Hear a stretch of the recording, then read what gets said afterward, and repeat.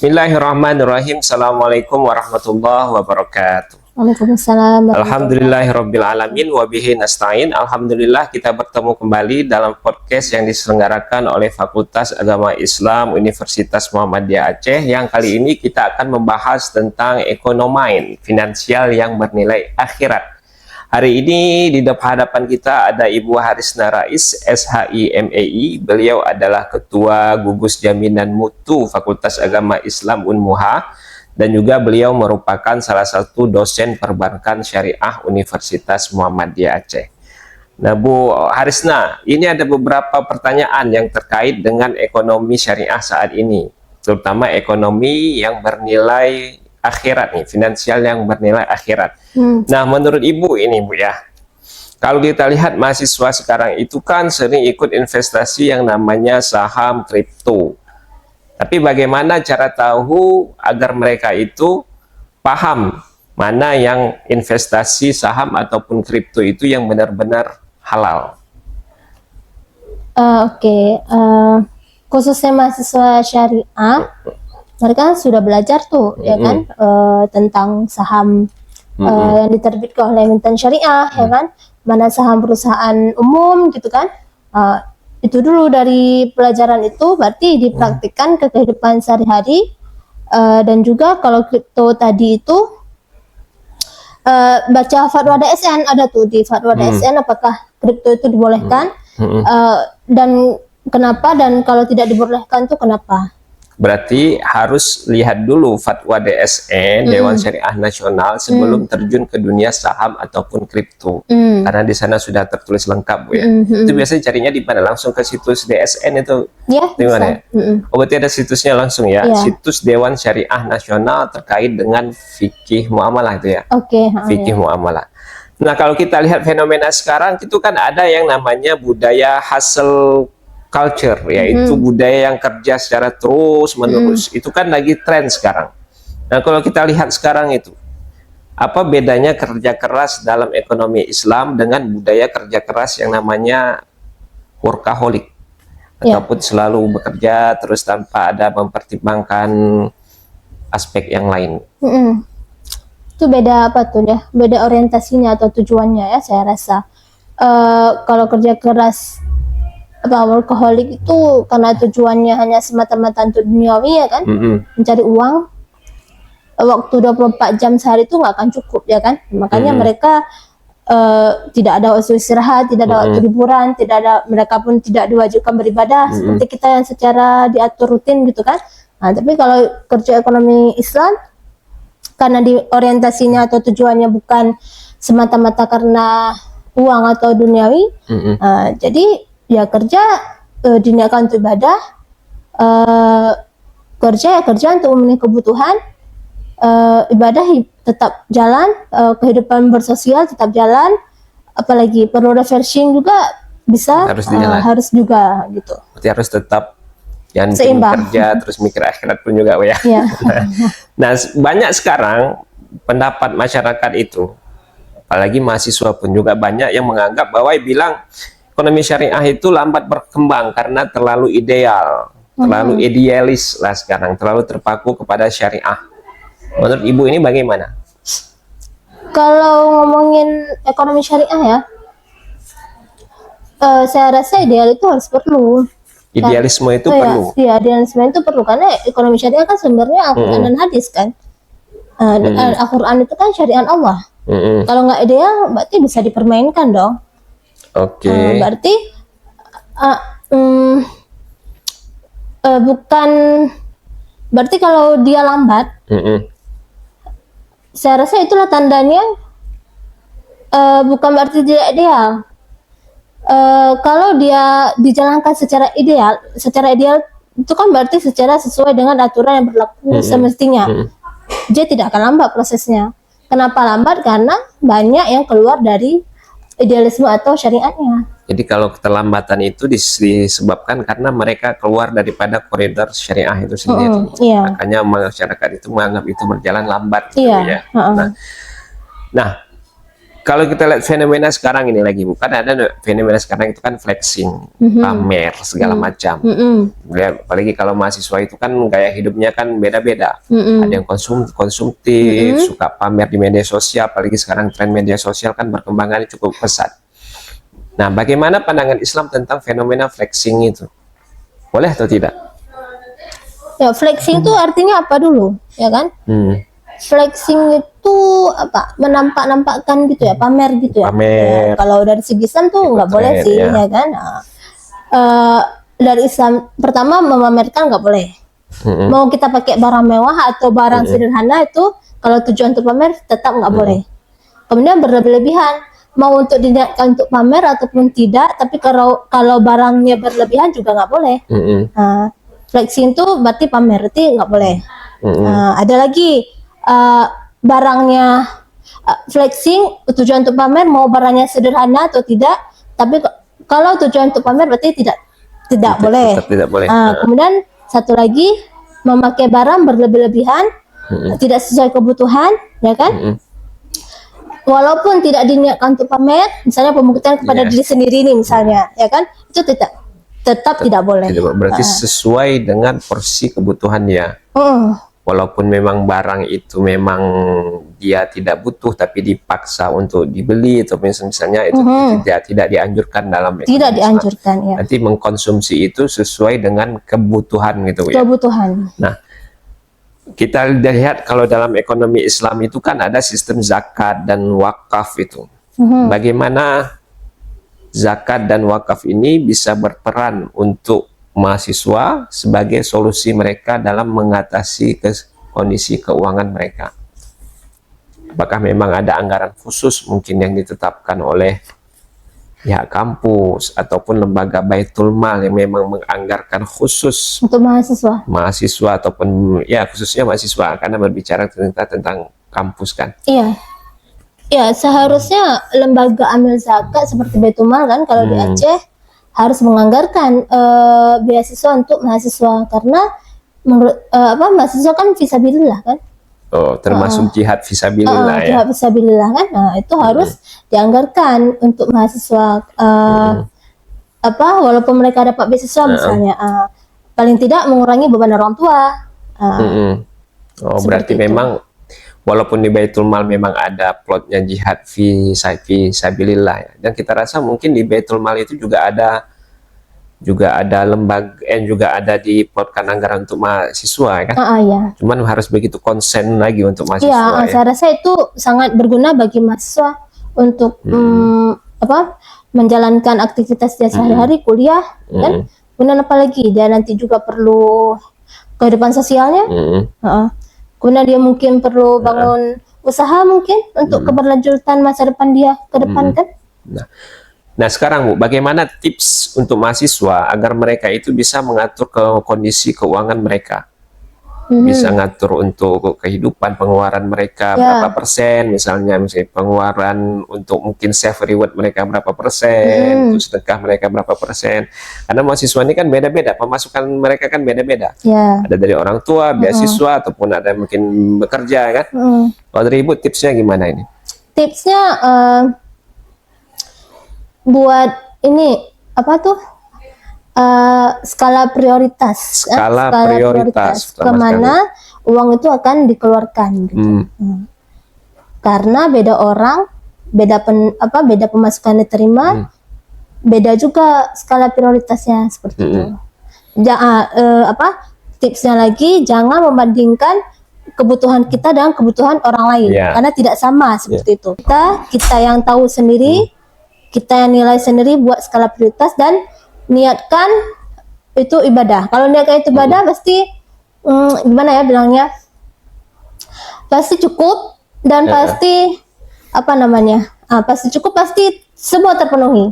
Karena kalau kita niatkan ibadah tuh iming-imingan untuk hambur-hamburkan duit nggak ada. Karena kalau kita niatnya seperti itu, kita udah buat nih skala prioritasnya, tapi jumlahnya tidak sesuai gitu, mau kurang lah gitu, kurang gitu kan, berarti skala prioritas nggak berguna. Jadi niatkan untuk ibadah, buat skala prioritas yang berapa, pasti akan cukup. Saya rasa seperti itu sih. Berarti buat skala prioritas dulu, kemudian baru kita hitung sesuai kebutuhan kita. Kemudian jangan membandingkan keuangan kita dengan keuangan orang lain. Iya. Nah, ada tips nggak Ibu sekarang ini bagi mahasiswa mungkin yang ingin ikut bisnis digital misalnya, seperti affiliate, dropship, ataupun apalah itu yang berbasis digital dari Shopee, TikTok. Ada tips nggak bagi mereka?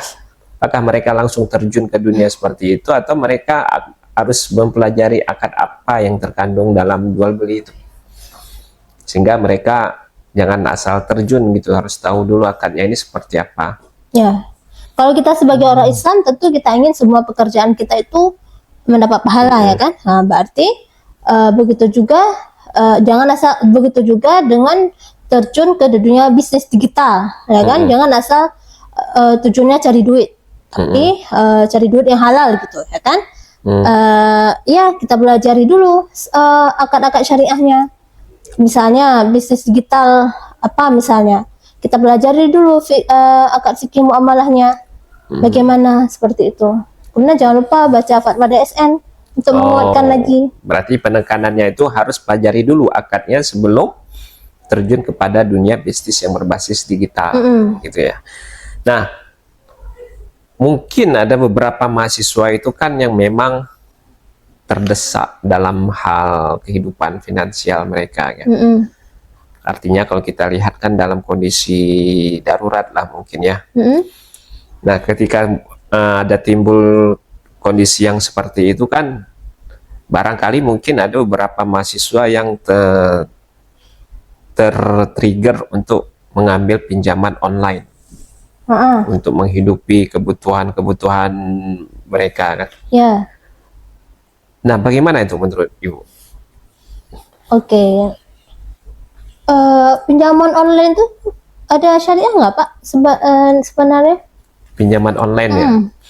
Kalau sejauh yang saya tahu sejauh ini, saya belum pernah terjun soalnya. Apalagi mungkin pinjaman online yang mungkin masih abu-abu lah gitu kan, antara syariah atau tidak syariah.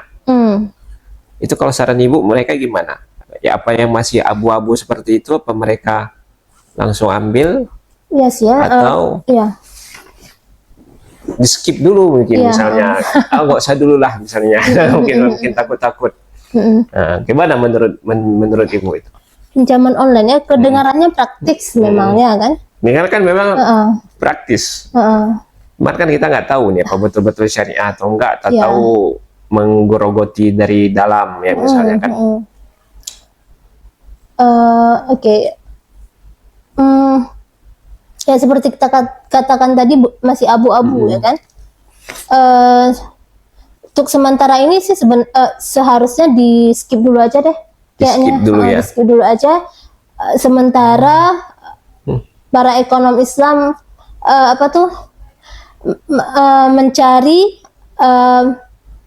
mencari kebenaran terhadap pinjaman online ini, dan juga atau mereka menghadirkan sistem pinjaman online yang berbasis syariah. Kan belum tuh. Karena kalau kita lihat mayoritas sekarang kan modal sekarang fotokopi KTP, depan KTP, kemudian ujung-ujungnya ditipu gitu kan. Ujung-ujungnya ditipu, terus bunganya pun besar. Kemudian entah apa yang terjadi, mereka ditekan seperti itu. Iya, itu PR juga sih bagi kita kan Pak, untuk mengkaji pinjaman online itu. Ya, untuk sementara ini di skip dulu deh pinjaman online-nya. Pinjam kemana ya? Pinjam ke kalau mahasiswa kan, mahasiswa tadi ya. Pinjam ke saudara mungkin yang dirasa lebih mampu, atau ajukan beasiswa kepada orang tua sendiri. Pinjam ke kawan yang lebih mampu mungkin. Berarti tidak disarankan untuk pinjaman online untuk saat ini. Pinjaman yang berbasis online itu ya sementara. Nah, terakhir Ibu nih ya. Kalau ekonomi Islam berbicara tentang keseimbangan dunia akhirat, apa bentuk keseimbangan itu dalam kehidupan mahasiswa yang serba digital saat ini? Digital tuh nggak masalah ya. Yang salah itu kalau prakteknya, penempatannya tidak sesuai dengan syariah. Contohnya seperti pinjaman online tadi, apalagi cryptocurrency kan pada DSN kan nggak boleh. Iya, kan? iya. Apalagi investasi saham ke perusahaan-perusahaan umum. Iya. Perusahaan-perusahaan yang berbasis riba Yang gitu berbasis riba ya. Makanya fondasinya ya iman dulu sih. Fondasinya iman, kemudian baru diaplikasikan kepada konteks keduniaan saat ini ya. Baru Banyak bisa ya, dikatakan terus banyak membaca, jangan lalai, buka banyak. HP untuk lihat-lihat informasi yang berguna. Ya, banyak membaca tentang literasi Membaca keuangan bisa dari syariah, apa saja kan. Oke, terima kasih Bu Arisna ini atas kesempatannya. Ini sebelum kita tutup Bu, ini ada beberapa pertanyaan pilihan ini. Ya. Pertanyaan pilihan, ada beberapa pertanyaan, nanti Ibu tinggal pilih ya, yang mana menurut Ibu lebih pas. Ya. Mana yang boleh di antara dua pilihan ini, mana yang menurut Ibu lebih pas menurut Ibu ya. Yang pertama Ibu, investasi syariah jangka pendek atau investasi syariah jangka panjang? Oke, sebelumnya itu perlu alasannya atau dipilih aja? Kalaupun alasan boleh, cuman tipis-tipis saja. Oke. Investasi jangka panjang dong, karena kan kita memang nggak tahu kapan kita mati ya kan, tapi kita suruh bekerja seolah-olah kita hidup selama-lamanya. Berarti investasi jangka panjang. Gotong royong ekonomi kampus atau kolaborasi bisnis antar mahasiswa? Lebih baik kolaborasi bisnis antar mahasiswa. Kolaborasi bisnis antar mahasiswa. Iya. Ya. Menabung di koperasi syariah atau di bank syariah? Di bank syariah aja. Menabung di bank syariah. Oke. Kerja sambil kuliah atau usaha kecil sambil kuliah? Kalau punya modal lebih, usaha kecil, memulai usaha bisnis sambil kuliah. Tapi berarti, kalau memang terpaksa ini kerja dulu aja boleh juga. Oke. Tapi yang awalnya tadi mana Bu? Bagus bisnis terus deh. Bisnis kalau kecil-kecilan sambil kuliah ya. Oke. Kuliah ekonomi Islam atau ikut pelatihan literasi keuangan syariah? Kuliah ekonomi Islam dulu. Kuliah ekonomi Islam. Bekerja di lembaga keuangan syariah atau membangun bisnis halal sendiri? Membangun bisnis halal sendiri saya rasa lebih baik. Membangun bisnis halal sendiri, oke. Menabung untuk masa depan atau berinvestasi untuk keberlanjutan? Investasi aja untuk keberlanjutan. Investasi untuk keberlanjutan ya. Iya. Membayar zakat lewat lembaga resmi atau langsung ke penerima yang membutuhkan? Sebaiknya membayar zakat langsung ke lembaga resminya. Ke lembaga resmi, membayar zakat ke lembaga resmi. Iya. Beli produk ramah lingkungan atau produk dengan nilai sosial yang tinggi?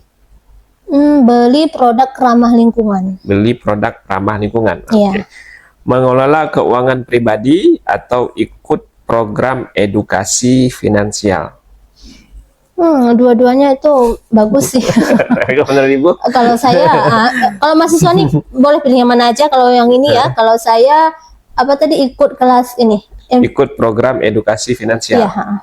Daripada mengelola keuangan secara pribadi kan mungkin pengelola pribadi kan kita bisa kelola sendiri ya gitu ya. Tapi tanpa pengetahuan kan nanti juga nggak bagus kan. Ya, timpang ya jadinya. Oke Bu Arisna, terima kasih atas kesempatannya dan share keilmuannya. Terakhir sebelum kita tutup, mungkin ada closing yang ingin Ibu sampaikan? Ya, pesan Ibu ya untuk mahasiswa sekarang ya kan, kita berada di fase yang serba serba canggih serba amburadul pun ya kan. Jadi pandai-pandailah membawa diri, menjaga diri ya kan. Karena nggak ada yang memperhatikan kita selain diri kita sendiri ya kan. Kuliah dengan sebaik-baiknya pesan Ibu, kemudian lakukan apa kalian suka, apa kalian mau, tapi tetap dalam koridor syariah. Intinya koridor syariah itu harus diutamakan. Iya. Oke, terima kasih atas kebersamaan Ibu. Dan kepada yang menyaksikan, terima kasih atas kesempatannya untuk menyaksikan podcast kita hari ini. Oke, kita tutup dengan mengucapkan wassalamualaikum warahmatullahi wabarakatuh. Waalaikumsalam warahmatullahi wabarakatuh.